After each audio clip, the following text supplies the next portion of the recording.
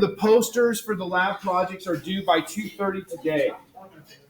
Turn them in on Moodle. I already have the two groups that I have written up there that I've received it from. And another group said they tried to turn it on Moodle and it said it's too big. In that case, email it to me. And, if it's too big, Google will simply say, going to have to make a link to it and send them the link, and it'll do it when you try to email it. So that way I can get access to it. I'm going to put them in a Google Drive folder and share them with Corinne so that she can take them to have them printed. Just to make sure it's clear to everyone, you only have to turn it in by one person in the group. So for instance, Caitlin was the first one to turn it in. And when she turned it in, it automatically showed that Caitlin, Aaron, and Nate had all turned it in. And I spelled Nate wrong. I am so sorry. That's the way my son spells Nate. So just want to make sure that we get those in. She's going to take them to print so we don't have the luxury of being late. If they're not there, then they don't get printed. Okay, let us move on with cool and exciting things like a clicker question, which will look even better when I make it so the screen is right. So how many quantum numbers are required to specify the state of a hydrogen atom? We had a little bit of difficulty with this. There are a lot of people who didn't get it right in class on Wednesday, so I'm asking it again. Hopefully people have figured it out between now and then.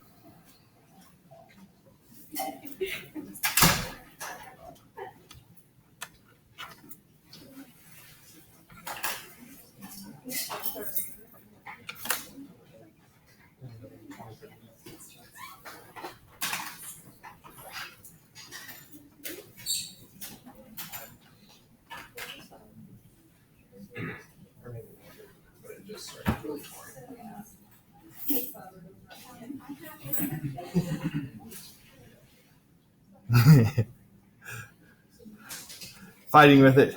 Okay, so yes, we did far better than last class period. There are 4. What are the letters for the 4?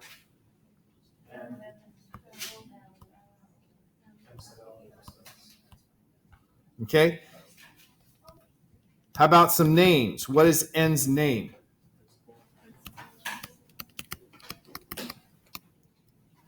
L?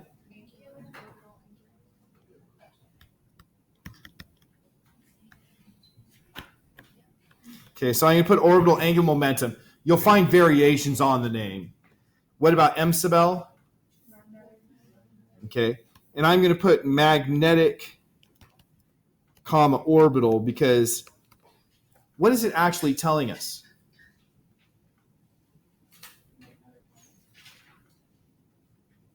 It's not the magnetic moment we actually get from L. It's telling us the orientation. The magnetic moment is just a constant. Well, it's a constant. It depends on what the particle is, but it's the gyromagnetic ratio multiplied by the angular momentum. So the magnetic moment we get from L, but the orientation of the magnetic moment we get from M sub L. It's called magnetic because we have to put it in a magnetic field to see the energy levels shift because of the orientation. And then finally, M sub S. Okay, I'm going to put what Jonathan said, the magnetic spin. What does spin mean? It does not mean spinning. It used to, because that's what they thought the electrons were doing, but now they know it's absolutely impossible for the electrons to be spinning. You couldn't create a large enough magnetic moment with the electron spinning. So it has to be an intrinsic property. And then we have the values they can have. N is any positive integer. L is any integer from 0 up to 1 minus n. M sub L, any integer from minus L to plus L. And M sub S, plus half or minus a half. So we have those specific values. So here they are summarized. Everything that we just did. Orbital and spin, opposite position with the magnetic, but otherwise we wrote the same words. I ended by talking about the the spectroscopic notation.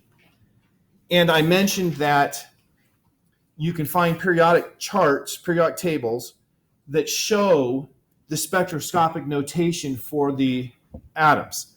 And so the next slide has a periodic table. This slide here is just showing how many electrons can fit in each of the subshells. The L's are the subshells. The N's are the shells. And so in the S subshell, because M sub L can only be 0 and M sub S can be plus a half or minus a half, that means you have two different sets of quantum numbers in an S subshell. In a P, you can have 3 values for M sub L, each one having 2 values for M sub S. 3 times 2 is 6. For a D, that is L equals 2, you can have 2, 1, 0, minus 1, minus 2, 5 M sub L values, each one having 2 M sub S is 10, right? So you can see how the progression goes. I thought it was the next one. I told you about Hund's rule. What did I say was the fundamental basis for Hund's rule? It was the fundamental basis, not what the rule is, but the fundamental reason for the rule. Lowest energy state. It's all about the lowest energy state. It's lower energy if the magnetic moments are aligned. So this one here doesn't happen because you have those two are anti-aligned. The total magnetic moment adds to 0 for those two. It's lower energy if they add together. So now let's look at the periodic table. And I point out in class what's going on with chromium. So if you look here, vanadium has, I tried to find the highest resolution I could. It looked good on paper. Well, actually on my computer screen. So you have for vanadium, that's 3. Well, that worked well as well for the same reason. 3D3, 4S1. Decode that. What does that mean?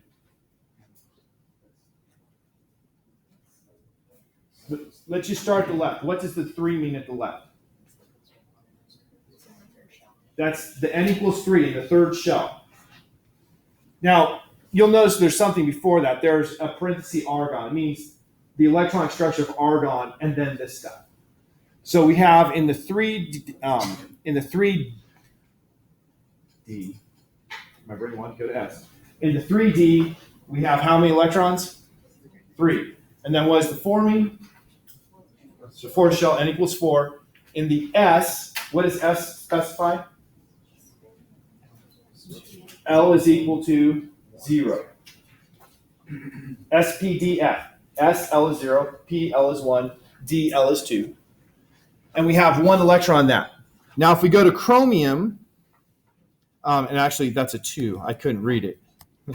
If we go to chromium, you have 3D5, 4S1. So you added a new electron to the 3D, and then you took one from the 4S and put it into the 3D as well. And so now you have how many electrons are aligned together? You have 5 in the D and 1 in the S. So you have 6 electrons all aligned together. That's why it's lower energy than keeping 2 electrons in the S and only having, it would be then 4 aligned. And then it just goes back to normal here, the manganese. But let's go down a row, or down a row. So now I'm going to start with zirconium, 4D2, 5S2. We have 2 electrons in the 4D, and we have 2 in the 5S. If we add 1 electron, you would think it would just be 4D3, but it went to 4D4. Why did it go to 4D4? It took one of those 5S electrons and brought it to the 4D. So here we have 5 electrons aligned. Where do you suppose the next electron goes? Pretty obvious, right? It's going to go into the 4D again. So we have a total of 6 electrons aligned. And then we move on. So we have these situations that don't just follow a mindless pattern of You fill this shell, then you fill this shell, because everything is to lower the total energy. This is courtesy of Merck, in case you're wondering who made this. It's got all kinds of information here, everything you could ever want to know, things like the electronegativity, I believe, and, well, it actually tells you what the things are. So 6 is the electronegativity. I guess you could look down here instead of reading electronegativity. But, I should just have you pronounce it. A with the umlaut always slays me. Tate? Okay. That reminds me. How do I pronounce Schrodinger?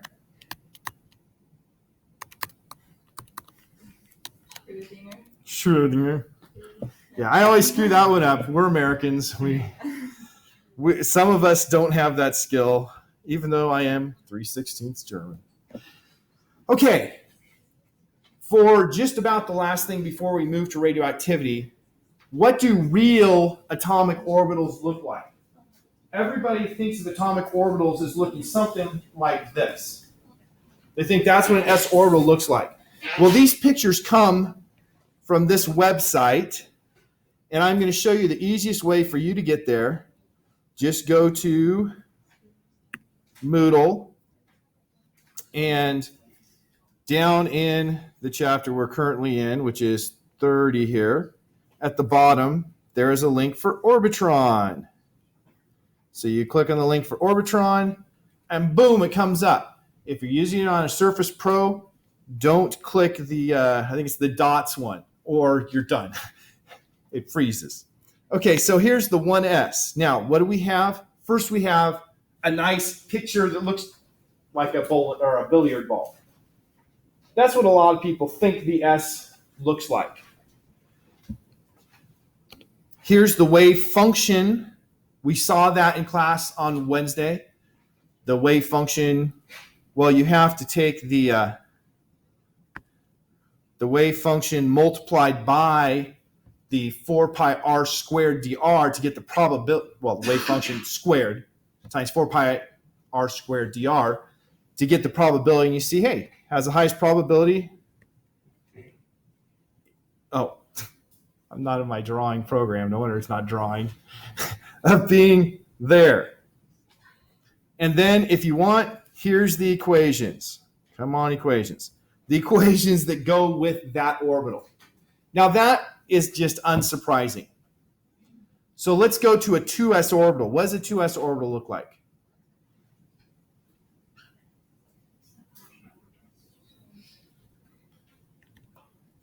Go to the 2s. It looks the same here, but in the cutaway, you have a red portion in the middle, a little gap, and then a blue portion. What do you suppose that means? Okay, there's zero probability of being, or a vanishingly small probability of being in the region that shows the gap. And the red is going to indicate, it depends on how you plot it, either a positive wave function, the blue negative, or vice versa. I am pretty sure the red is negative here. So here's what the wave function looks like. Actually, the blue was negative and the red was positive.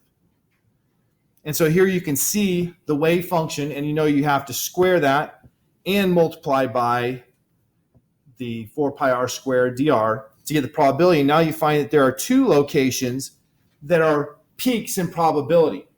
Of course, the farther out one is a much higher probability than the inner one, right? But the electron density where you're likely to find the electron is more complicated in the 2s than it was in the 1s. And once again, you can look at the equations. Let's just go to a peak. What does a p orbital look like? Dumbbell. So a 2p. Now, the shape's a little different probably than what you're used to. It just depends on where you put your percentages, exactly what the shape's going to be. Basically, the shapes are saying, within what region do I have a greater than X% chance of finding it? And so, again, the wave function, it's antisymmetric, but it's, not very interesting, really. You do the radial distribution, and that looks exactly like the curve did for the 1s. Now let's go down to what do you suppose 3s is going to look like?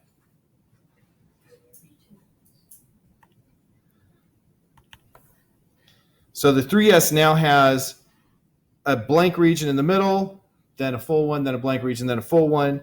If we come out, and I'm just going to go straight to the radial distribution, we see it has actually 3 peaks of higher probability.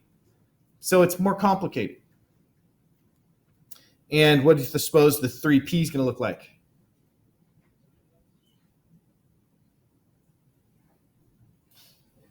Does not look like a dumbbell anymore.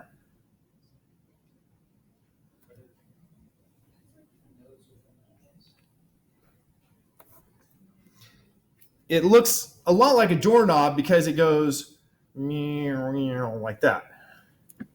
Notice you have 3 orientations here because you have the M sub L's give you different orientations in your actual drawing. The radial distribution function is going to look, not surprising. When you're one away from the last one, it has the 2 humps. When you're the last one, it has the 1 hump. The D's get interesting. The D's, you have 5 of them because you have 5 possible values of M sub L. And you see one of these is not like the others. So they don't all look the same in terms of where you're likely to find the electron, even though they're all in the same 3D subshell. Now let's just go down to fun stuff.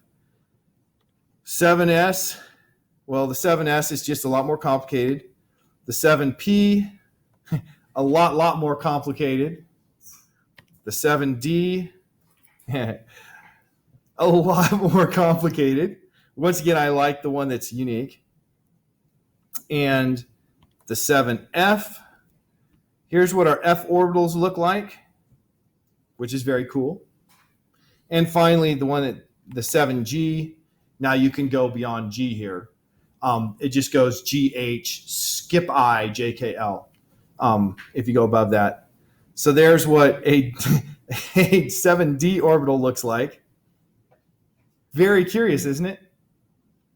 What path is the electron taking?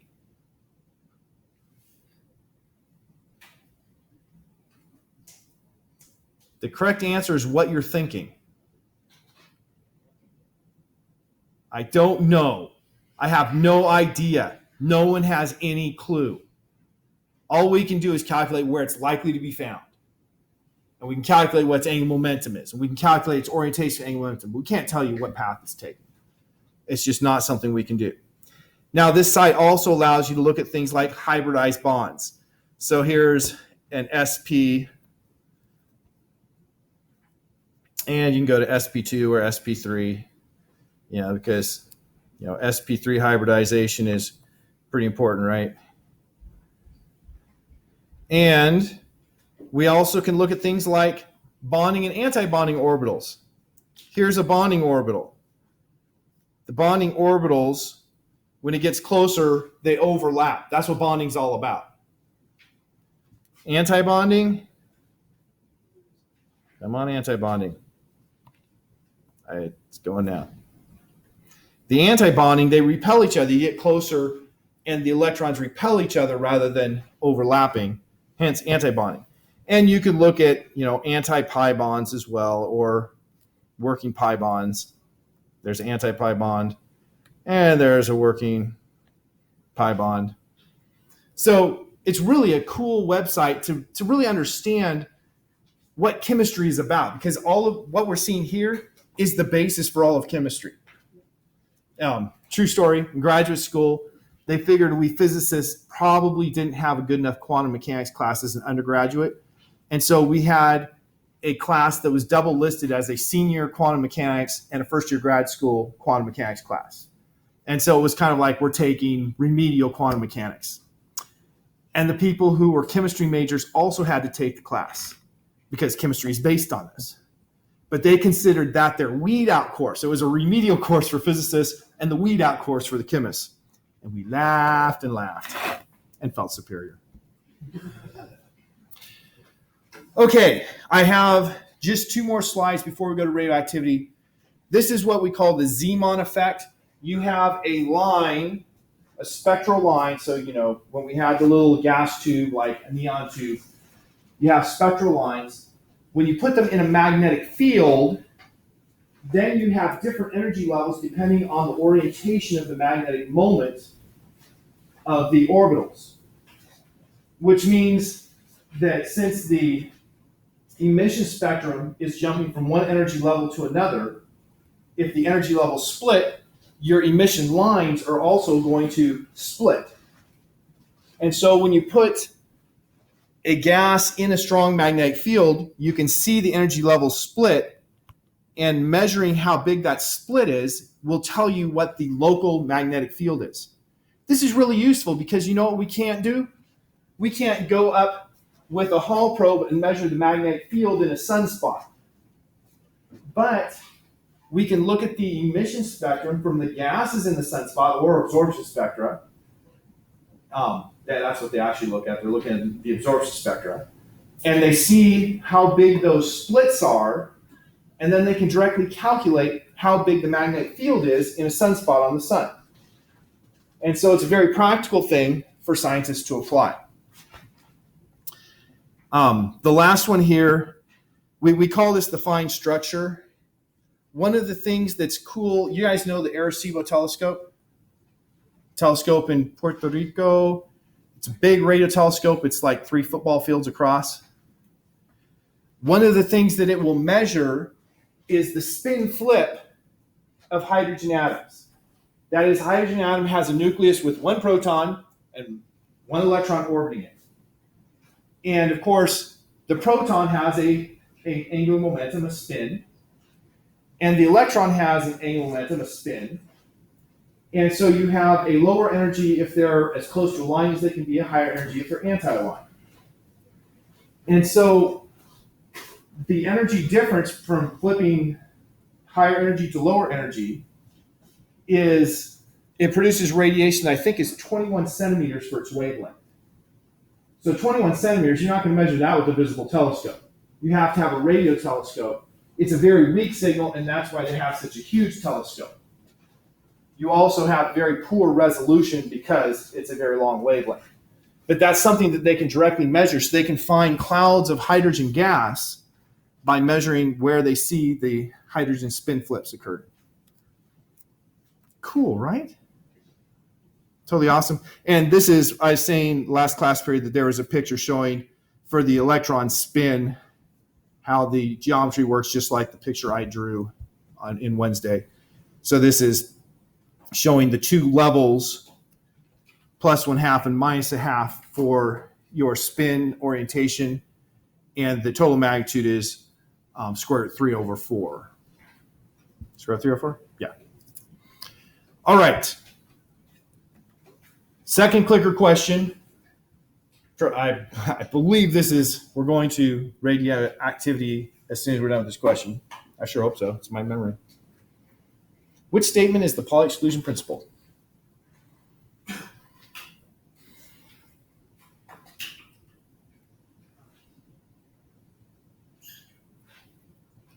This is good.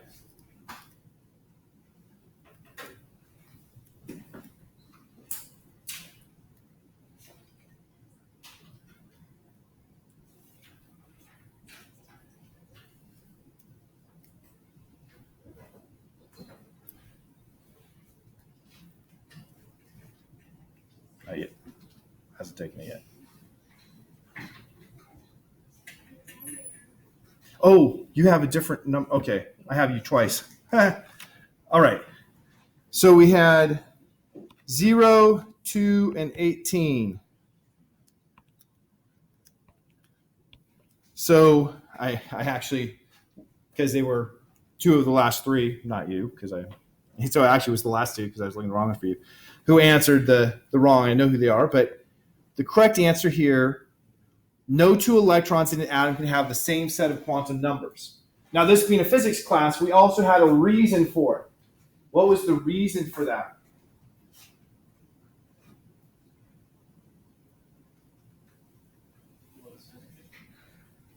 Not the lowest energy, surprisingly.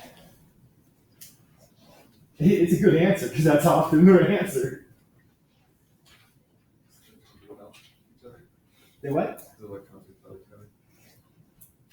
Not because they repel each other. It was because the wave function goes to 0 if you have two indistinguishable particles with 1/2 integer spins and the same quantum numbers. It comes out, as far as I'm concerned, it's a mathematical result, but it's also a physical result. If you have a wave function of 0, that means the probability of the particle existing is 0. You can't have it happen. Now, if you have what we call bosons, particles that have an integer spin, a spin of 0, or a spin of 1, or a spin of 2. A photon is an example of a boson. They're called bosons because, remember, fermions, it was Enrico Fermi and Dirac, who worked out the quantum physics on it, the statistics we call it. Well, it was Bose, an Indian physicist, who worked out the statistics on integer spin particles. He wasn't 100% confident in himself, so he mailed it to Albert Einstein and said, "Would you look over my work?"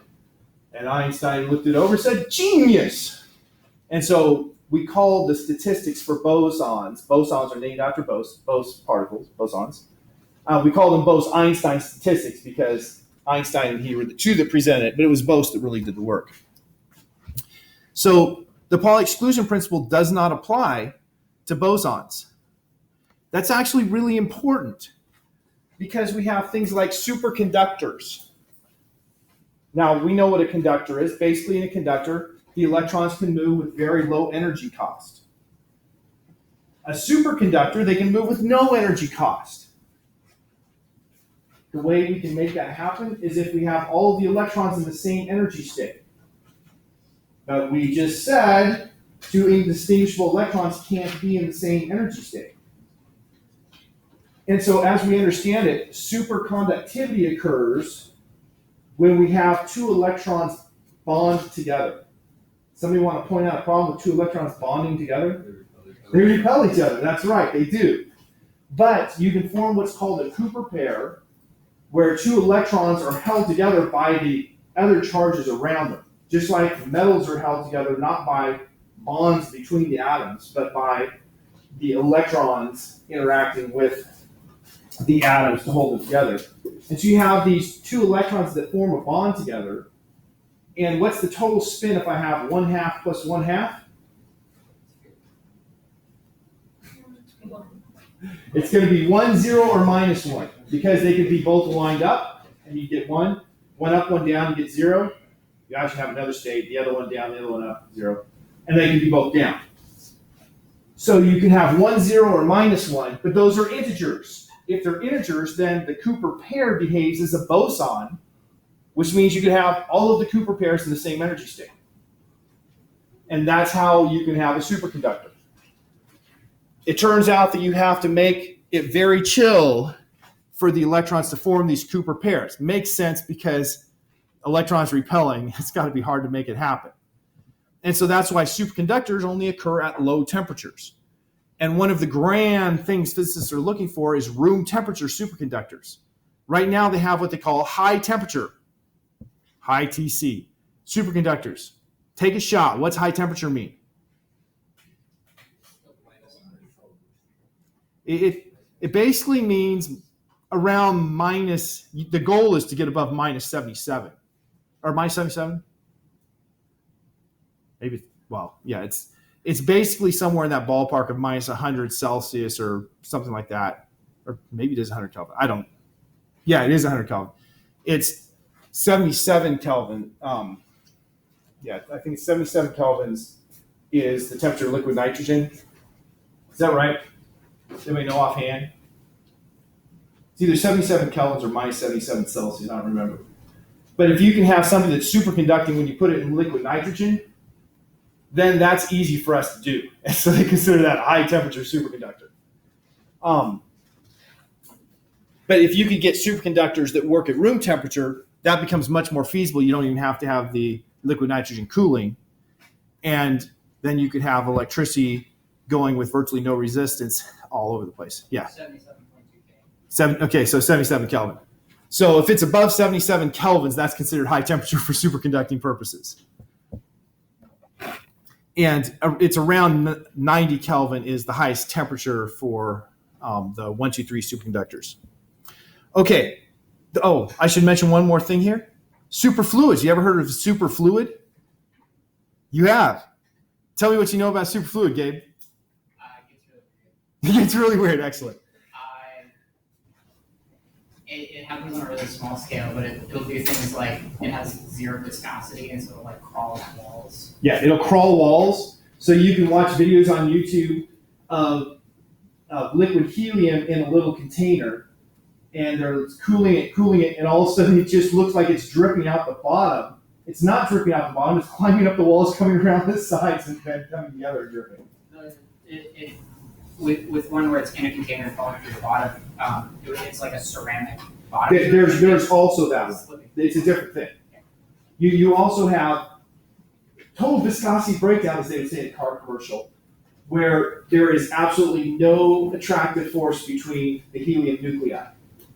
And so you can have something that's a porous plug, that's porosity is too small for helium to go through, and you get below that super fluid temperature, and all of a sudden it flows through like there's nothing blocking it, because the molecules are just going through one by one, not trying to cling to any other molecules. That can only occur once again if it's behaving like a boson. Now for normal helium, the nucleus has 2 protons, 2 neutrons. You add those 4 spins up, you're going to have a result of 2, 1, 0, minus 1, minus 2. So it makes perfect sense. That's a boson. There was a Nobel Prize in the late 1990s for a researcher who discovered superfluidity in helium 3. What's the total spin for helium 3? 3 halves, 1 half, minus a half, minus 3 halves. Is that a boson or a fermion? It's half integer, that makes it fermion. And so how do you get a fermion to have superfluidity? Being scientists, take a shot. Yep. Just like with the electrons and superconductivity, his theory was that the 2 helium nuclei form a bond and travel together as a pair that then acts as a boson. So this Pauli exclusion principle has to do with exclusively fermions. And just in case it comes up, what's a fermion? 1/2 integer spins. And 1/2 integer means 1/2, 3 halves, 5 halves, no 0. Okay, now for radioactivity. Common uses of radioactivity in the past. In your bomber, you guys saw the bombing yesterday, right? It always makes me sad when bombs are dropped on anyone. I just don't like the idea. They dropped that with a big old transport plane because it weighed 21,600 pounds, I think. A huge, huge bomb, the largest one we have, the biggest explosion short of nuclear bombs. Well, in that plane, you want the pilots to be able to turn out the lights so the enemy doesn't see you flying overhead and still see their instruments. So what do? They put glow-in-the-dark stuff in there. How do you make glow-in-the-dark stuff? Well, if it's giving off light, that means that energy is coming out of it, right? And so you have to have something giving it the energy to come out. And so how do they do that? How do you make something you don't have to plug in that's going to give off energy? Yeah, you use radioactive stuff. So they put something like curium, and then they put on top of the curium something that's going to absorb the radiation that comes out of the curium and give off visible light. And you have glow in the dark for 100 years. Genius. Except for what about those people now? The men are away at war and the women are at home making the military implements. And so they're sitting here very carefully painting this radioactive material. Well, radiation's not good, right? And so you have then people who've been exposed, and it's a bad thing. There are lots of other former uses for radioactive materials. I don't think I have any other pictures. One of them is wristwatches. You want your wristwatch to glow in the dark. Now, if you take your wristwatch and it's a glow-in-the-dark wristwatch, there's a good chance that if you wake up 3 hours after you go to bed, you look at your watch, you can't read it. That's because they don't put radioactive stuff in there anymore. It used to be you could wake up, it doesn't matter, it's always glowing. Because they had, once again, radioactive stuff there to make it glow. It's beautiful. So what they do for your glow-in-the-dark now is they have things that have a metastable state. They get excited by sunlight. It's metastable, which means it has a long time before it's going to, the electron's going to fall back down to a lower energy state. And then when it falls down, it gives off light. And so it glows for a long time just because of the long time it takes to come back down. Okay, so discovery of radiation. I have here a timeline in 1857. Anyone here speak French? I just watched Better Off Dead, so I started to say French because of the movie. Claude Felix Abel Nips de Saint Victor, or something like that, observed that uranium salts emitted radiation that could darken photographic emulsion. Couldn't see it, but it occurred. That was forgotten in history. This one here, you just don't see. I actually got that, I think, from a Loma Linda School of Dentistry publication on the history of X-rays. So 1896, some 40-odd, almost 40 years later, Henri Becquerel is doing experiments with uranium salts, and he has film that he wraps up in his light-tight box and puts it on top of his uranium rocks, goes home, comes the next day, does an experiment, exposes or takes a picture and processes the film, and the film was all cloudy. He's all, crud, my film got damaged. And so he takes another one, same thing. So he takes a film that he hasn't used. It's still exposed. He's like, how did it get exposed? There was no light, blah, blah, blah. And so he came up with the idea, maybe my rocks exposed the film. So he tested it, sure enough. The uranium salts were exposing the film. Now the film, you just have, a silver halide, and when light hits it, it causes a chemical reaction, right? And so photons must have been hitting it. The obvious conclusion, of course, this was 1896, so he wouldn't have said photons, right? He would have just said light. And so he quickly realized there's something coming off of these rocks that's exposing film. So then you enter Marie and Pierre Curie, probably the smartest family ever to exist. Both Marie and Pierre got Nobel Prizes, plus I believe is their daughter got a Nobel Prize. I mean, that's pretty darn good. They started studying these radioactive materials, and they isolated that there were 3 common types of radiation that they named based on how easy it is to stop. So I mentioned in lab, paper is a perfect shield to stop alpha radiation. It's really easy to stop. The beta radiation, you need something better, like, piece of metal or something. And gamma radiation, you need a lot to stop. So they were able to measure these. They measured the charges, found that the alpha was a charge of +2, positive charge.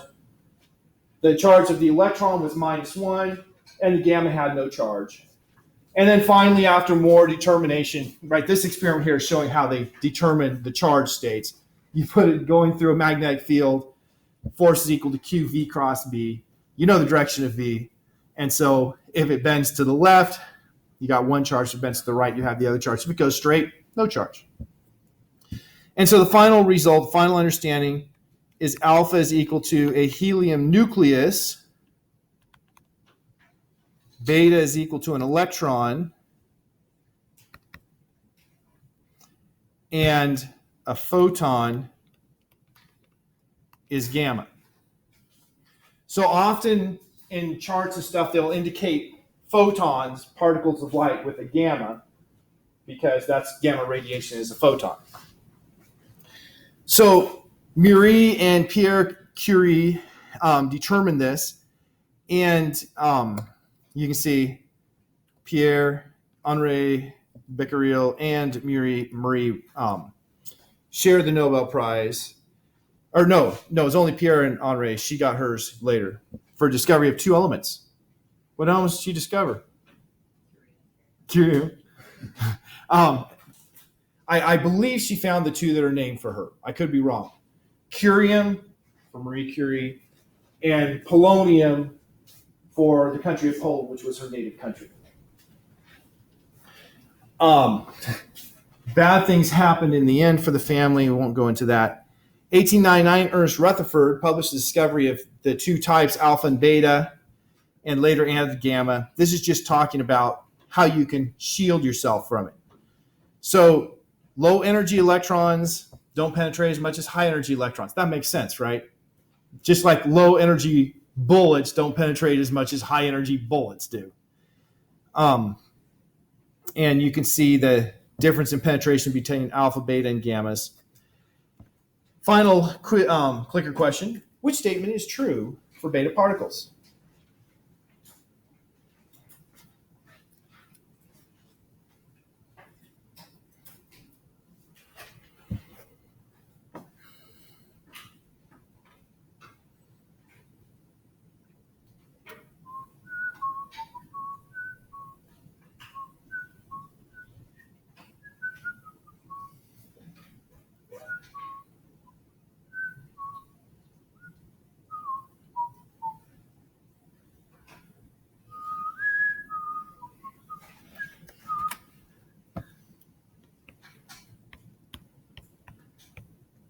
Okay, we did not have a majority. Talk to your neighbor. See if they can convince you of something different.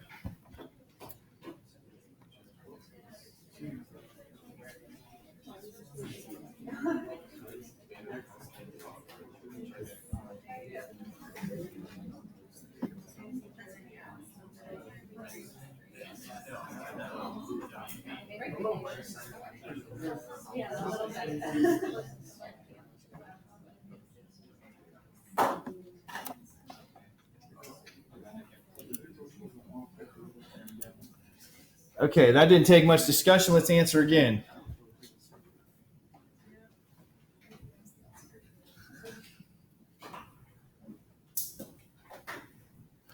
All right. All but 2 people switched to the right answer.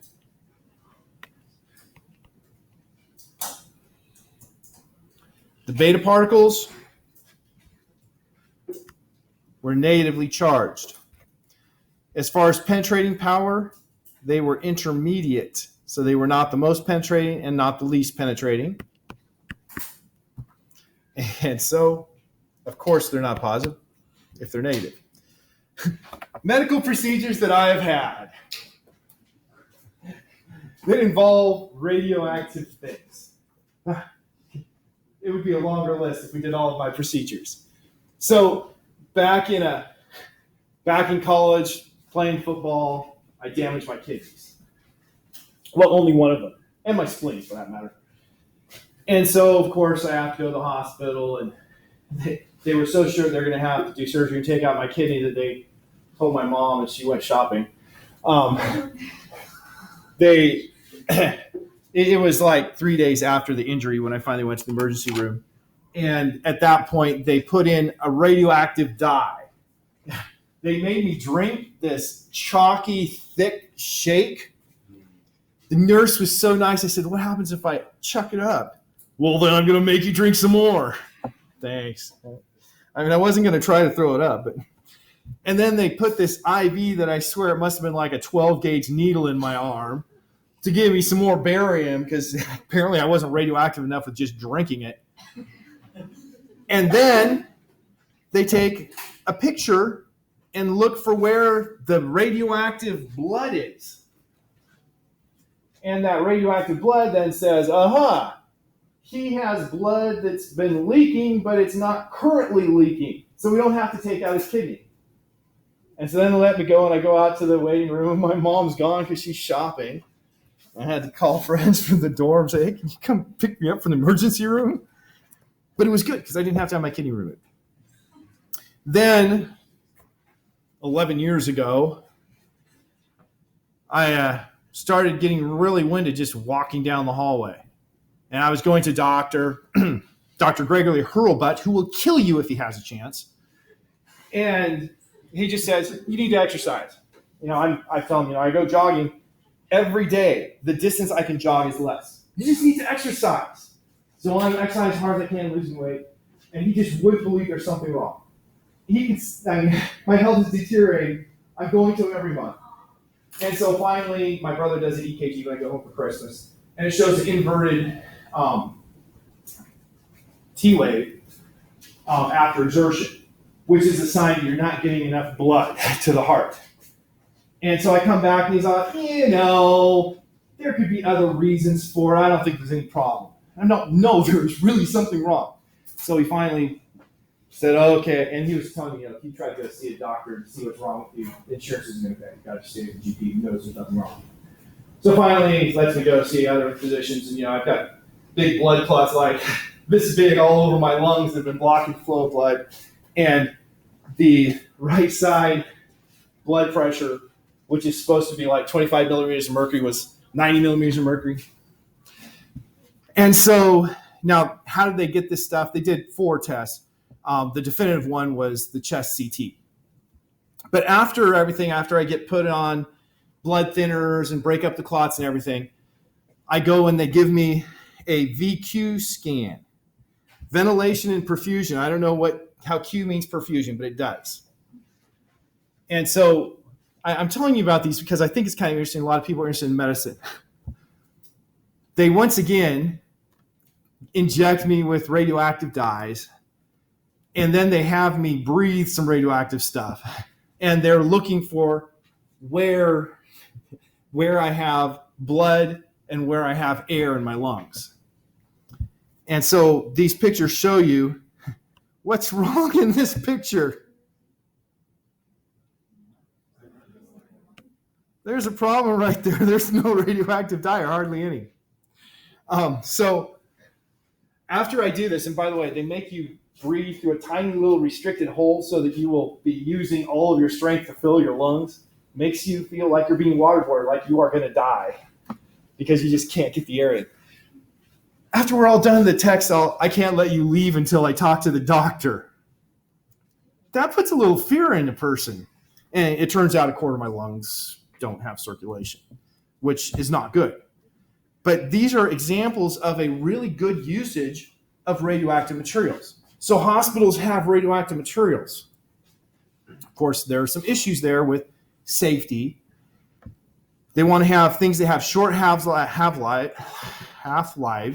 because if they put it in your body, you don't want to walk around and be highly radioactive for a long time.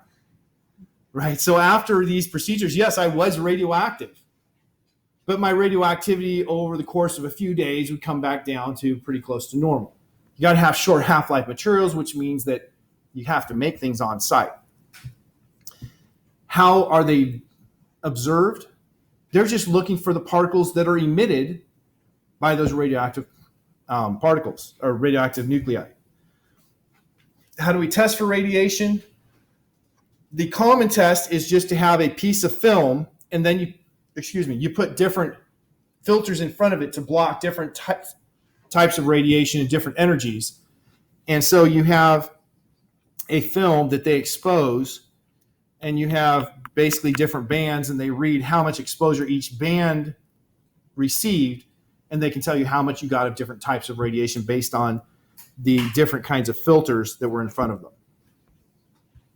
Or you can use a Geiger counter to measure radiation. The Geiger-Müller counter, Geiger counter for short, so there's the Geiger-Müller, is basically you have a wire in the center and you have a can around it, and if you have a radioactive particle that goes through, it will ionize gas. And when it ionizes the gas, the negative side is going to be attracted to that positive wire in the center, and the positive side will go to the negative can around it. And so when you have suddenly a burst of current because of that charge separation, it says, aha, a radioactive particle went through. That's how a Geiger-Müller counter works. It's very simple. We also have things called scintillation detectors. Scintillation detectors have a material up here in the front that when a radioactive particle hits it, it will absorb the energy and give off a photon, a particle of light. And then you have a photomultiplier tube that has voltage, high voltage. When one electron hits it, it will make a whole bunch come off. And so it's multiplying the photons by multiplying electrons, actually. So you get a big flood of current for each single particle that's absorbed in that scintillating material. And we have to stop there.